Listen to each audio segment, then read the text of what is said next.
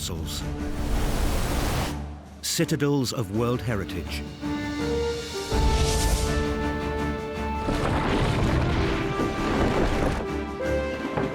All over Europe, millions flock to see these masterpieces in stone. They are drawn by the astonishing scale of construction and by a sense of a lost world of heroism and chivalry. But castles are more than magnificent monuments to a past that's dead and gone. They hold the key to understanding a crucial period in the growth of our civilization.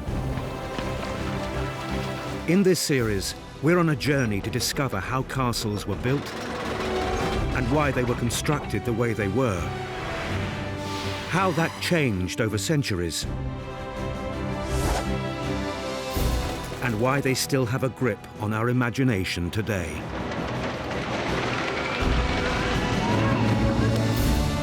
We'll meet the castle builders, the laborers and masons who did the hard work, the geniuses of design who imagined these medieval megastructures, the structural engineers who turned them into a reality, and the kings and barons who commissioned them and lived in them. We'll show how the big history of the Middle Ages, the wars of France and England, shaped the castle.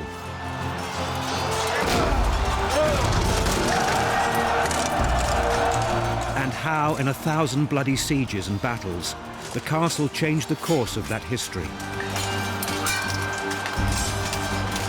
If you want to understand how the modern world was constructed, you need to understand the castle builders.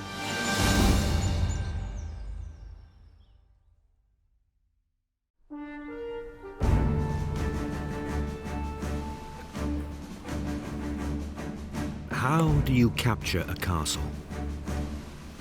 And how do you best defend one? It's a matter of mind as well as of might. Centuries ago, warfare was conducted on a human scale.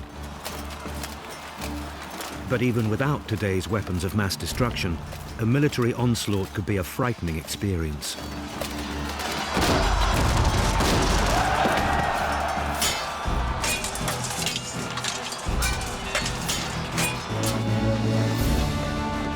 This is the story of how the castles stood up to attack, how those attacks became increasingly destructive, and how the castle builders worked tirelessly to strengthen and update their designs to counteract the force of arms.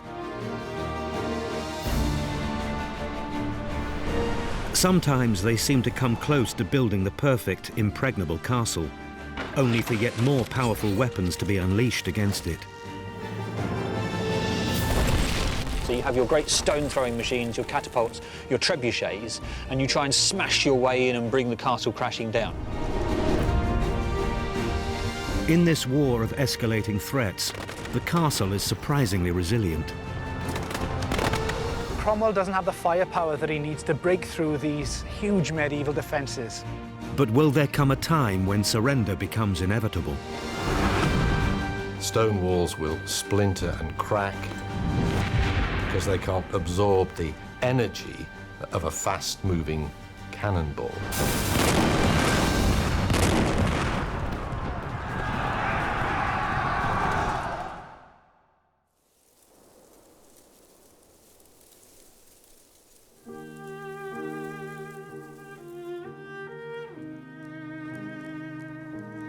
We often imagine the Middle Ages as an era dominated by violence.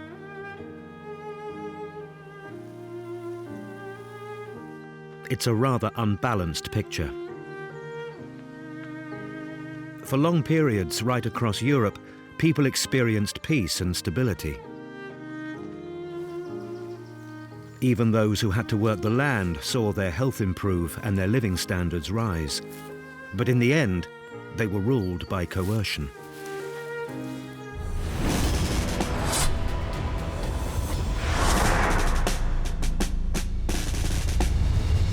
Their overlords asserted their right through might. And the castle was the crucial instrument and symbol of aristocratic authority. A castle's primarily to defend a lord or a noble or a king, his family and his household, and also to command the territory of which he's the owner.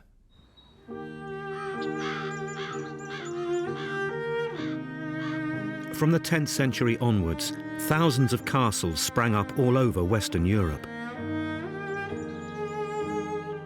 But most of these castles have long since disappeared. That's because they shared one crucial disadvantage. They were made of wood. No wonder that those who could afford to built in stone. By building defences in stone, you were able to keep your attacker away. He would be attacking you with siege engines, he'd be trying to undermine your defences, he'd be trying to set fire to your timber structures. Masonry gave you much greater security and provided a much more permanent answer to the problem of defence. Masonry made the castle much more resilient. A properly constructed and defended stone keep was more than a match for the armoury of individual weapons which an attacking force might deploy against it.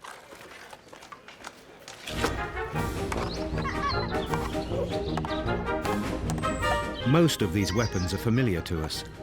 In their imaginations and in their play, children still love to get to grips with them.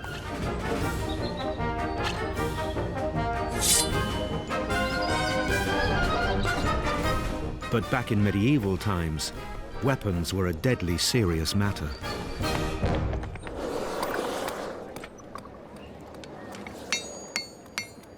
Sword technology leapt forward in the Middle Ages, with the use of properly quenched, hardened, and tempered steel. In the hands of specialized bladesmiths, the sword became a fearsome weapon.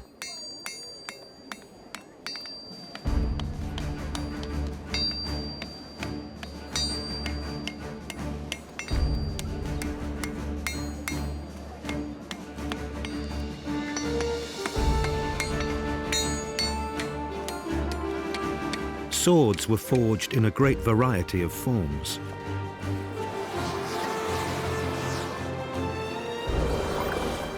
There were broadswords and claymores, two-handed swords and sabres, tucks and falchions and scimitars. Then there were clubs and maces, pikes and lances, crossbows and longbows. Against an individual opponent, these weapons could be deadly.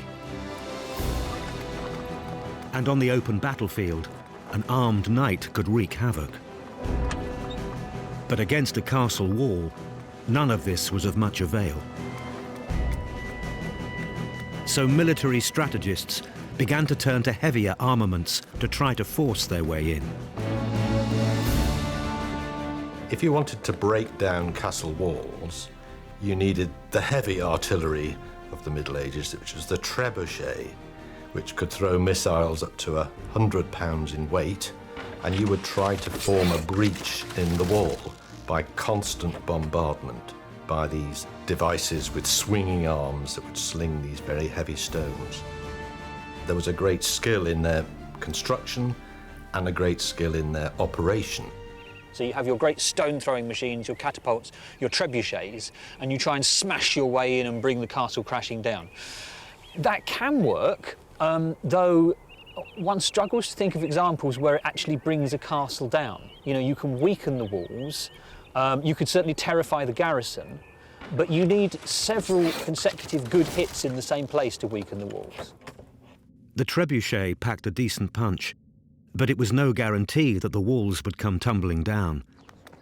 So when the strength of the castle's defences nullified the ferocity of the opening onslaught, the offensive forces had to settle down for the long game. If the storm came to nothing, the siege might win the prize. If all else fails, you have to just sit and wait. The word siege itself means seat.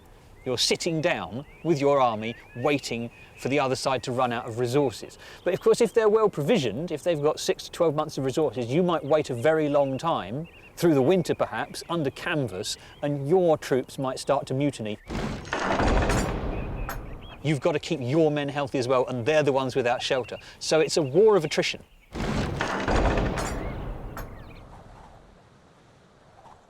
A castle siege could be long and brutal. These walls were built long before humanitarian treaties and international law offered some protection to the combatants. Starvation was a tool of siege warfare, and warlords might have scant regard for the welfare of the pawns in their game. But this wasn't an age of total war. Negotiations and rules of engagement were observed as a matter of honour.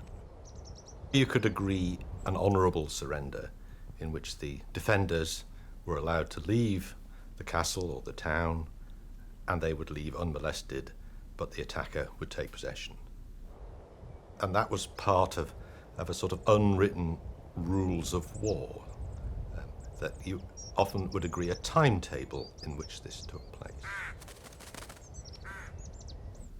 So if you were a defender, you would try to agree a timetable that allowed a relieving force to come and drive away the besiegers.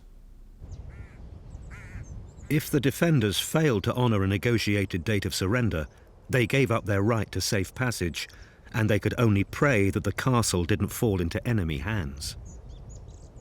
If you broke these unwritten rules of siege, the rules of engagement were abandoned. The attackers could loot and pillage what they found, and the town or castle would be devastated.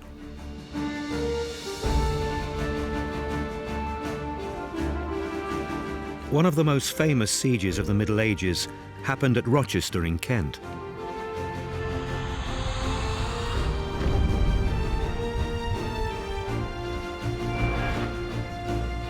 In the period after the signing of Magna Carta in 1215, King John had broken many of the promises he'd made. It provoked a widespread rebellion in England and a battle for control of the country between king and barons.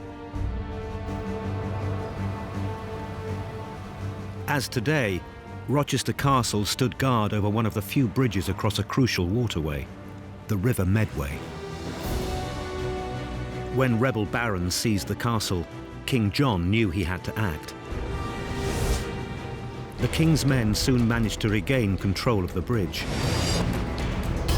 and they laid siege to the castle.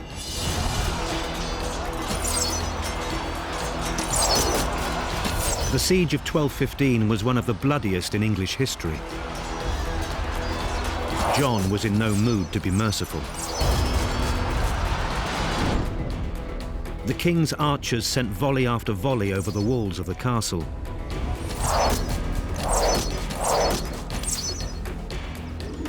But safe inside their stone ramparts, the defenders were hardly troubled. That may have been enough to enrage King John. He brought up no less than 5 siege engines to pound the defences.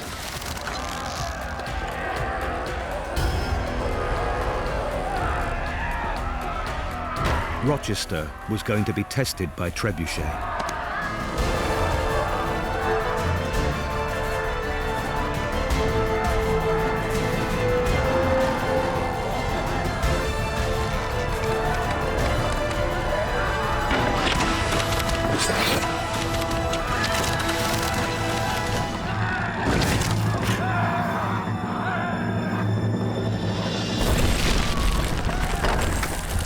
The outer walls were shaken, but it still wasn't enough.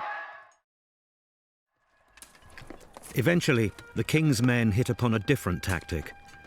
They managed to get into the bailey, the castle grounds, by undermining the castle wall.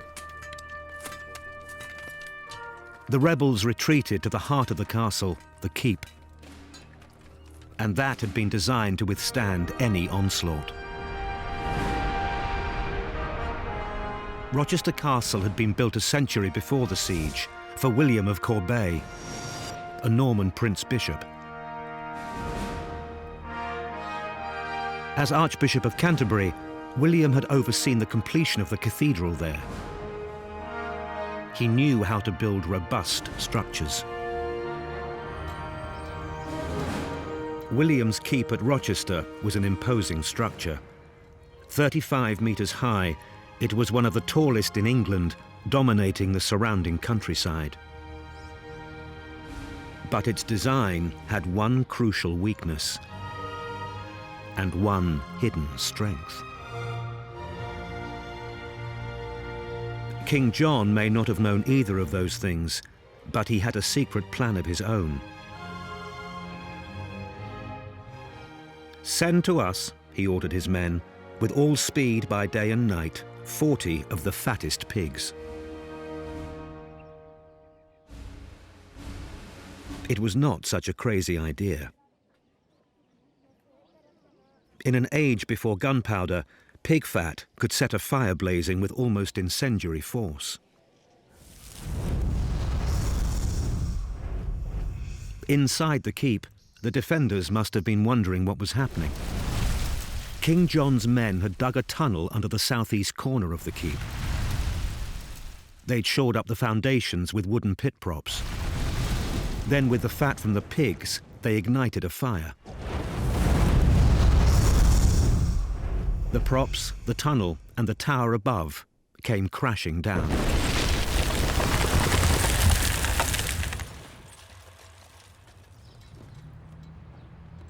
The tower's weakness was now evident. Its square shape had left it susceptible to collapse if undermined. But now the inner strength of the keep showed itself. William of Corbeil had designed it with a sturdy cross wall that still splits it in half. The defenders were able to barricade themselves inside the surviving half of the keep. There they held out until eventually hunger forced them to surrender. The king's supporters, fearing reprisals against royal garrisons elsewhere, persuaded John to show mercy. There was only one execution. A bowman who'd switched sides, having been in the king's service since childhood.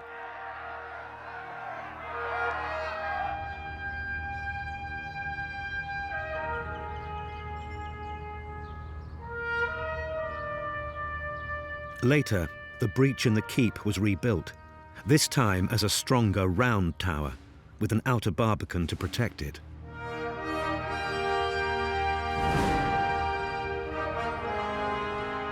Centuries later, the trained eye can still spot the evidence of collapse in the reformed window arches of the retaining wall.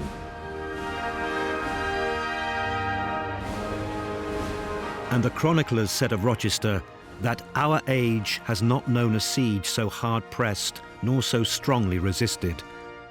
Afterwards, few cared to put their trust in castles.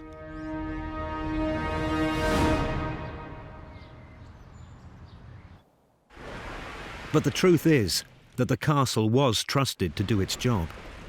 With continual improvements and refinements like round towers, moats and drawbridges, the original Motte and Bailey design had been transformed into an ever more formidable fortress.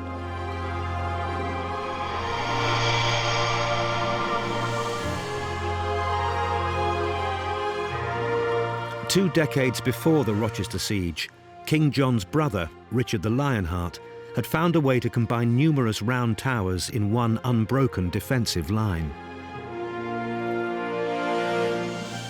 This is his magnificent Chateau Gaillard in Normandy. Standing proudly against the forces of the kings of France, Gaillard's walls would not easily be brought down.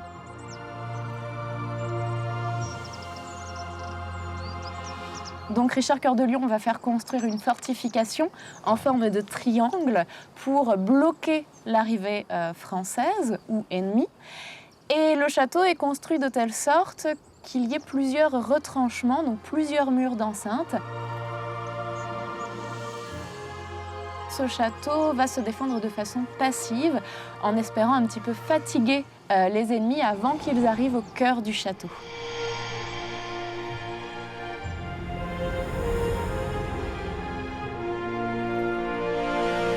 Building a castle on this scale required a monumental effort in time and money. But the end result was a statement of dominance.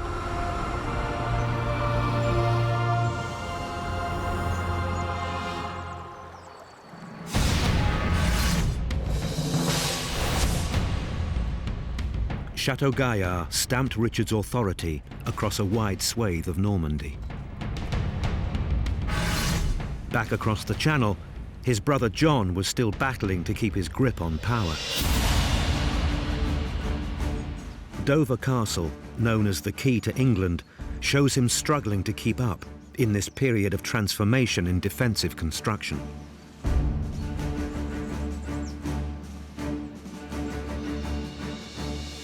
I think Dover Castle is a great example of the way that castle building technology changes around the turn of the 12th and 13th century, so around the year 1200. Because the castle that we see today, that in the middle, the Great Tower and the surrounding curtain walls were built by Henry II from 1180. And they're built in a particular style where the tower is square and the surrounding towers on the curtain wall are also square. But Dover is besieged a generation later in the reign of King John. And these walls on the outside of the castle are built in John's reign. And you can see that there's been a shift from the square towers built by his father to round towers, which was more the fashion after the year 1200. They were preferring round towers because they thought they were stronger, because they thought they were better at deflecting missiles or they were more difficult to undermine. This was the original entrance built by John. And it proved too vulnerable. This was attacked in 1216 and the French came very close to getting in. They collapsed one of these towers and they were sort of fought off in the breach. So when they came to rebuild the castle in the 1220s, they just blocked off that entrance there. And they built this new gatehouse here, Constable's Gate, which you can see is all round towers. And it's built on this side of the castle where the ground falls away very steeply. So you can see how vital Dover was as a fortress, and you can also see how much thought went into the military technology of these castles. Half a century later, Gilbert de Clare took defensive strategy to a whole new level.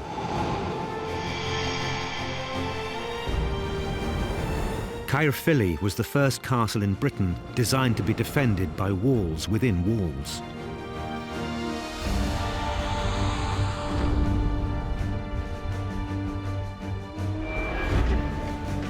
To strengthen his grip on territory taken from the native Welsh, de Clare laid out a new form of elaborate castle in which there were multiple layers of defence.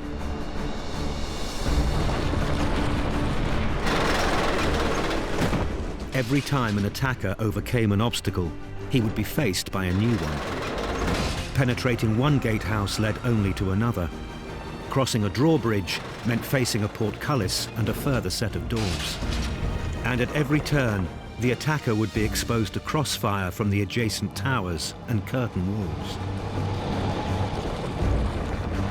Finally, around all of this, there were water defences preventing undermining and keeping siege engines at a distance.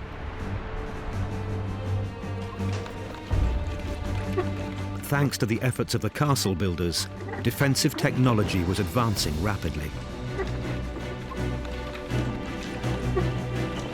But the opposing strength of the onslaught was escalating too. In the Welsh borderlands and many other theatres of conflict, history tells us that, despite their durability, castles could be conquered, changing hands from one side to another, time after time. A single castle might be Welsh-ruled, then English, then Welsh again, turn and turn about, a dozen times across the course of a century. And these transfers of control were rarely peaceful.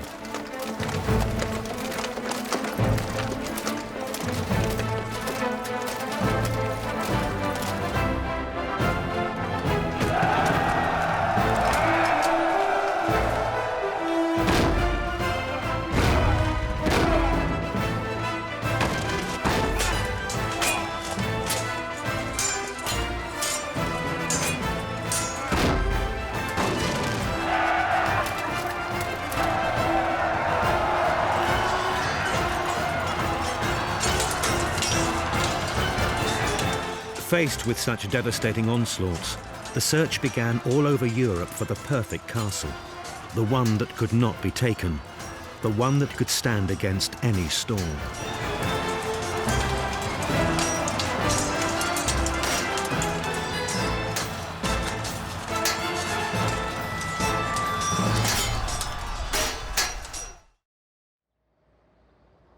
The perfect castle might have been an impossible dream.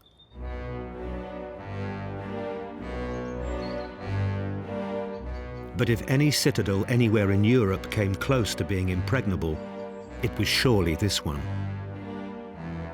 Carcassonne.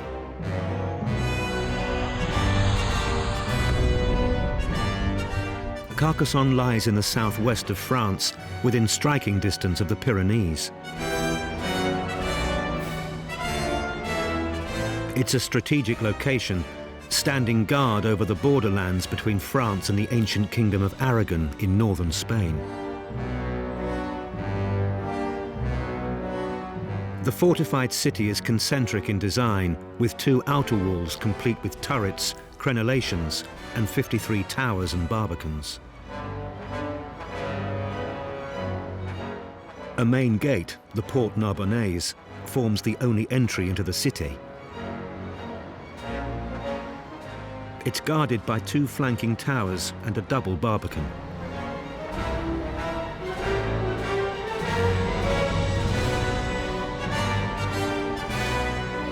The settlement inside has been fortified since Roman times, but it's the restoration of its medieval splendor that attracts 5 million visitors every year.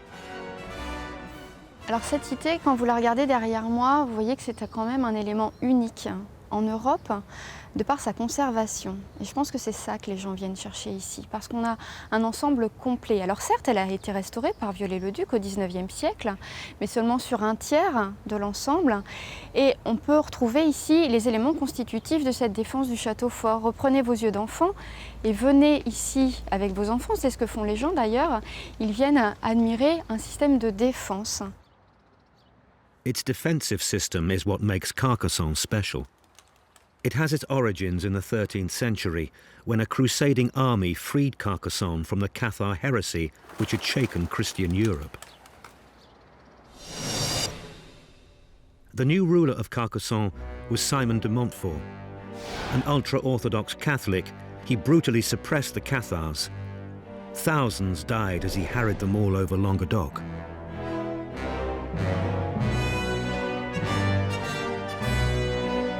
De Montfort was killed whilst besieging the heretics at Toulouse, and he was buried here in Carcassonne, in the Cathedral of Saint-Nazaire within the city walls.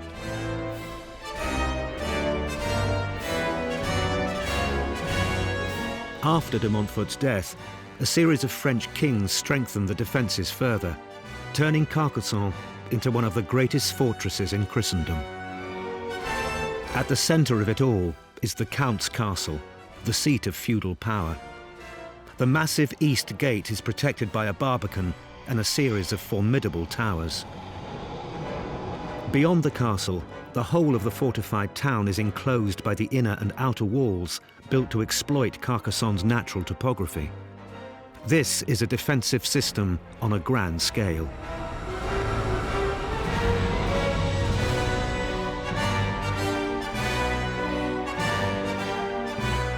It's also a system that works because of 1,000 fine details. There are the irregular embossed walls with uneven surfaces, which make it practically impossible to use siege ladders against them. There are the ourdes, wooden shelters to protect the defending bowmen.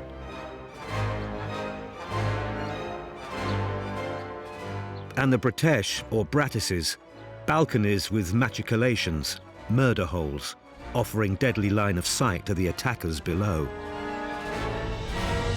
There's genius too in the way the ancient Roman fortifications are integrated into the medieval circuit of double walls, towers and barbicans. Alors, la première muraille en fait a été construite à la fin du IIIe siècle, début IVe par les Romains. À ce moment-là, donc, cette muraille n'est censée seulement protéger la cité, faire peur mais on est vraiment dans une défense passive, c'est-à-dire qu'on se protège, c'est tout. Et puis au XIIIe siècle, quand on va construire la deuxième muraille, on va rentrer véritablement dans une défense active, c'est-à-dire qu'on va vouloir contrer l'ennemi en amont, c'est-à-dire le déranger un maximum pour qu'il ne puisse pas prendre cette cité. Et donc, construction d'une seconde muraille, mais aussi certains éléments vont venir l'ennuyer, tels des assommoirs, des machicoulis, des ours, etc. This active defensive system allowed the garrison to carry the fight to anyone who threatened Carcassonne. Carcassonne was bombarded by trebuchets, but the citadel was said to be untakeable.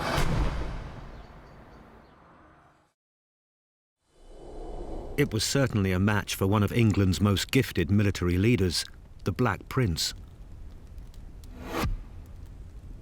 The Black Prince earned his spurs during the century-long struggle for control of France, which pitted the Plantagenet kings of England against the House of Valois. In 1355, his campaigning raids brought him as far as Carcassonne's outer walls. So far, but no further.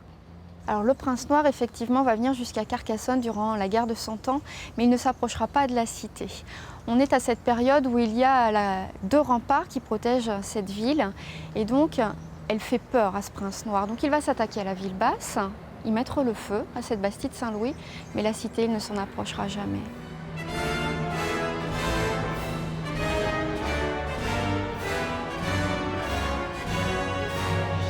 The sympathetic restoration of Carcassonne by the 19th century architect Viollet le Duc allows us to appreciate this medieval masterpiece. Many regard it as Europe's finest example of active defense.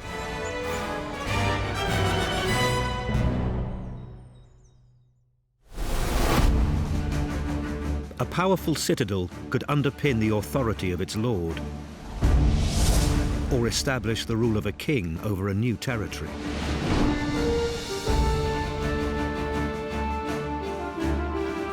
But when a castle built by an invading king fell into the hands of a conquered people, it became a weapon turned against its own makers, a highly potent symbol of revolt. That's what happened here in Wales in 1404.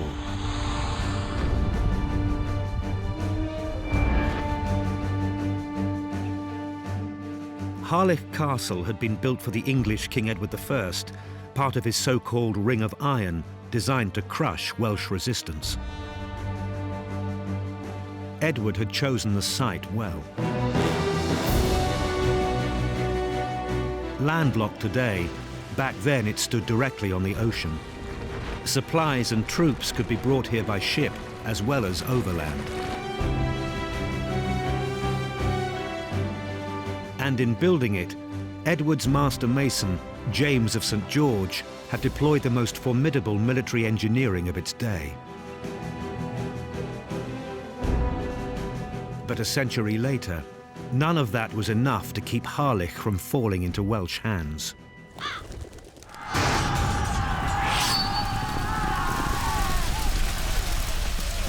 In 1400, Wales had risen up under its rebel leader, Owain Glyndŵr.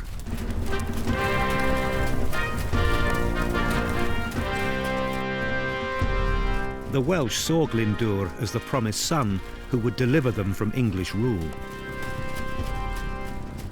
Over the next 2 or 3 years, he slowly recaptured most of Wales and was able to call himself the Prince of Wales. And he chose Harlech as this most important seat.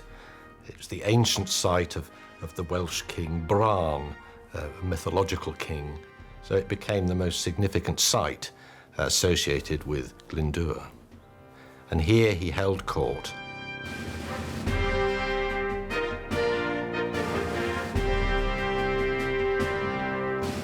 Glyndŵr summoned to Harlech a powerful cabinet.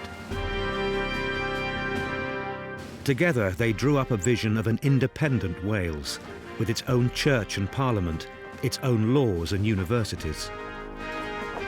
Envoys from Europe paid tribute. For the rest of the decade, this was the court of a king, King Owain. But not everything in this game of siege and storm went the way of the Welsh. Glyndŵr had to reclaim a whole country, and it was a land full of English castles. Carreg Cennen held out for months against Glyndŵr and a force of 800 men. Caernarvon stood against him, and other castles began to fall back into English hands. The tide was turning against the Welsh. And then there was Prince Hal, Harry of Monmouth. The future King Henry V led the English fight back. In the end, Glyndŵr and his chief allies were surrounded in Harlech.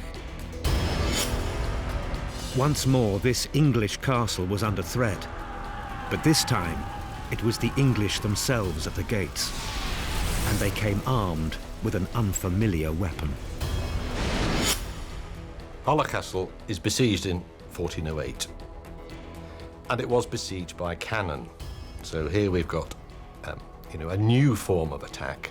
There's a cannon called the King's Daughter that levelled many of the stone walls of Harlech Castle and ultimately allowed the English attackers to take the castle.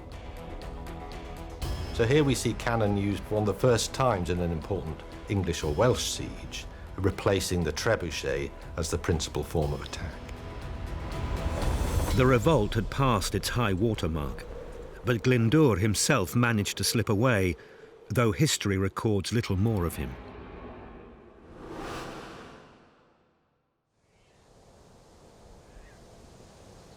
English rule had been restored, but Harlech was soon to see yet more action, and now it would be the English fighting the English. By the 1460s, two rival factions were engaged in a long struggle for the English crown, York against Lancaster, the Wars of the Roses. The Lancastrians had established Harlech as one of their main strongholds in the fight against the Yorkist King Edward IV. Once again, thanks to its stout defences and the supply route by sea, Harlech proved difficult to take.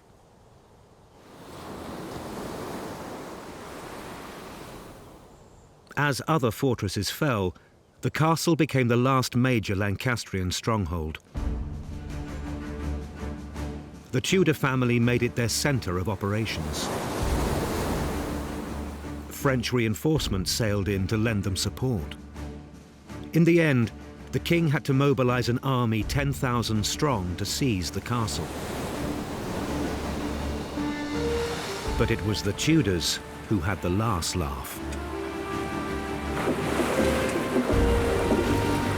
Less than 20 years later, their favourite son, Henry Tudor, born in a Welsh castle, would be sailing back from France to end the Wars of the Roses by wresting the English crown from the House of York on the field of Bosworth.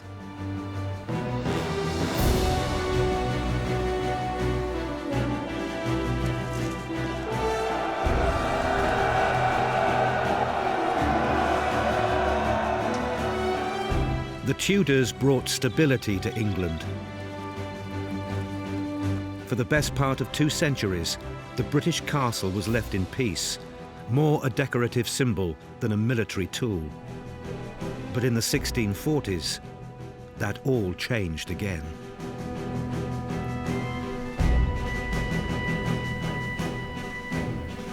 The English Civil War was a bloody struggle between Crown and Parliament. On the one side, King Charles I, on the other, Oliver Cromwell. And even at this relatively late date, the castle was to play its part in determining the outcome. With the development of artillery power, it might have seemed that the castle had had its day. Stone walls will splinter and crack and eventually fall because they can't absorb the energy of a fast-moving cannonball. Elsewhere in Europe, they reverted back to earth defences. which will absorb the impact of a cannonball. But in England and Wales, we held on to our castles, and the last time they played any serious part in warfare was in the English Civil War.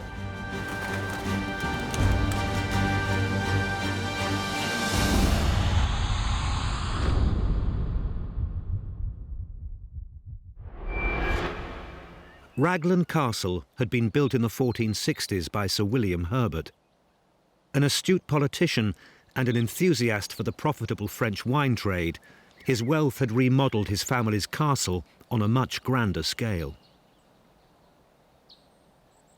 The result has been called one of the last formidable displays of medieval defensive architecture. It's the most important castle built in the middle of the 15th century. Not only that, it's the most important castle ever built by Welshmen.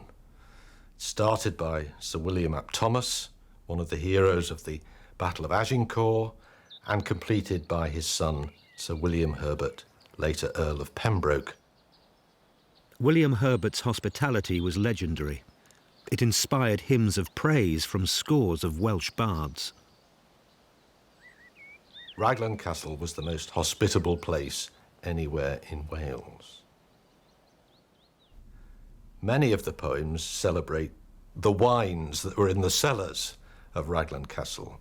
One lists up to 24 different types of wine, and others talk about the River Rhone and the River Rhine flowing through the cellars of the castle at Raglan. But 2 centuries later, what kind of a welcome would Raglan give the Roundheads of the 1640s?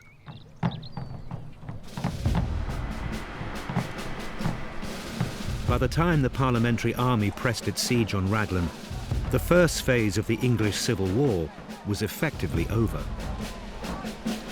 The castle was held for the king by Henry Somerset, Marquis of Worcester. But Raglan was one of the very last outposts of royal resistance, and its defiance was little more than a symbolic gesture. It's one of the last places that held for the king. And I think it's the last gasp of what we've been seeing in the Middle Ages, this pattern of allegiance and homage. Henry, Marquis of Worcester, I think holds out because he cannot imagine not maintaining his allegiance to King Charles. Events were completely against him, and the social system in which he operated had changed. What he was demonstrating, I think, was almost a memory of the system that led to castles being built in the past. But memory was scarcely enough. The Parliamentary army brought up its artillery, a gun known as Roaring Meg. Raglan's resistance crumbled. As the royalist defenders cowered in the cellars, Roaring Meg put the great tower beyond any use as a defensive stronghold.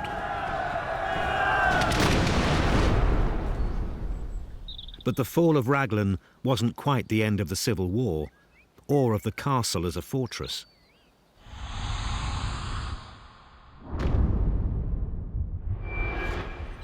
King Charles is taken prisoner, but the peace doesn't last for long. In the summer of 1648, royalist supporters take up arms again.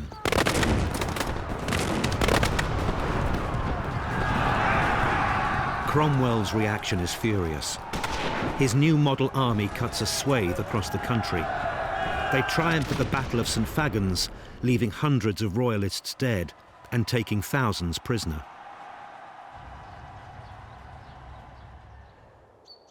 Now Cromwell makes a beeline for Pembroke. A former supporter, John Poyer, has switched sides and is holding the castle for the king. In front of the walls, we have Cromwell at the head of perhaps 6,000 men. But this is such a well-fortified and defended place that Poyer is in a very strong position. He holds out here for 6-7 weeks, There are sallies of troops coming out and engaging the forces of the new model army and pulses coming back again. So there's some serious bloodshed here, but primarily this is a case of a siege. The thing is, Cromwell doesn't have the firepower that he needs to break through these huge medieval defences. So there's no decisive action. Eventually, however, Cromwell does get the big guns, literally, that he requires. And he tells Poyer in no uncertain terms that if he doesn't stop this madness, there is no relief coming. He is going to unleash hell in this town. He's going to unleash a Holocaust. Poyer recognises now that the king's cause is lost throughout England. There are no reinforcements coming to help him. He recognises that he has to look his fate in the eye, and he surrenders. This time, it was endgame for King Charles. And the end of an era for the castle.